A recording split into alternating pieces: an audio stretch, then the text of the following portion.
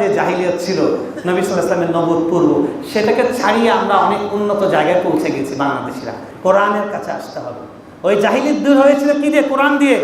আপনার সন্তানকে সূরা কাহাফ শেখাতে হবে, সূরা কাহাফের তাফসীর আমাদেরকে পড়তে হবে।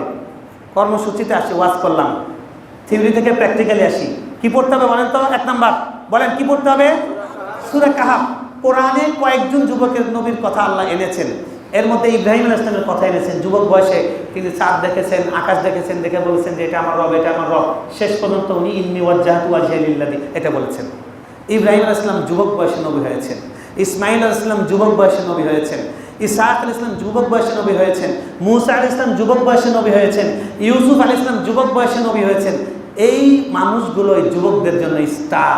এদের জন্য কখনোই ভারতের কোনো তারকা, বাংলাদেশের কোনো ক্রিকেট তারকা, কোনো ফুটবল তারকা, কোনো চিত্র তারকা, কোনো ঢালিউড, বলিউড, ইবলিসউড, কোনো জায়গার কেউ এদের জন্য মডেল নয়, স্টার নয়। স্টার কে? এই নামগুলো বললাম, নামগুলো বলেন। ইব্রাহিম আলাইহিস সালাম, ইসমাঈল আলাইহিস সালাম, ইসহাক আলাইহিস সালাম, মূসা আলাইহিস সালাম, ইউসুফ আলাইহিস সালাম।